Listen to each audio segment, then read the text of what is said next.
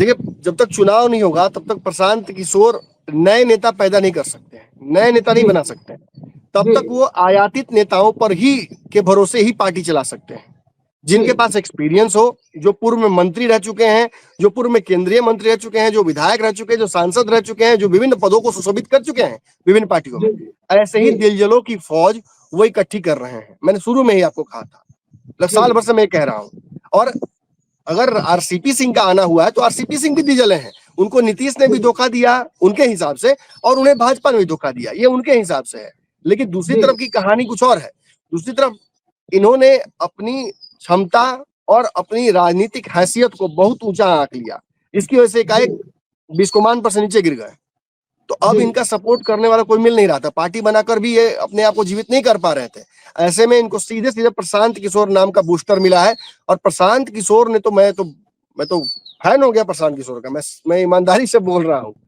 जो दर्शक ये देख रहे होंगे उन्हें ये जान लेना चाहिए कि Naman Mishra is also now a fan of Prashant Kishor. कम से कम इस अग्रेसिव वाले प्रशांत किशोर का तो मैं फैन हूँ।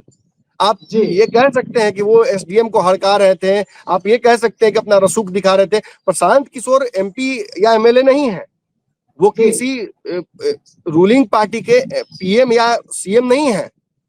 फिर इतनी धौस अगर दिखा रहे हैं तो ये देखकर मजा आया। ये लग रहा है जैसे कि पुष्पा का जो ना, फायर नहीं वाइल्ड फायर हूं मैं, फ्लावर मत जी समझना, जी वैसा ही लग रहा था। और नीतीश कुमार के अधिकारियों को हड़काया है भाई। नीतीश कुमार के अधिकारियों पर धक्का-धक्का लग रहा है भ्रष्टाचार का आरोप।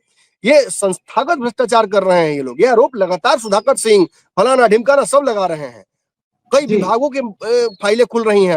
अब गड़े मुर्दे उखड़ रहे हैं। कहाँ गया हंस, किस डाल पर जी बैठा हुआ है, रिशु कौन है, बार बार ये सब कुछ निकल के सामने आ रहा है। नीतीश कुमार के काल में भ्रष्टाचार नहीं हुआ है। तेजस्वी यादव ही भ्रष्टाचार की गंगोत्री बहा रहे हैं, लालू यादव ही भ्रष्टाचार की गंगोत्री बहा रहे हैं।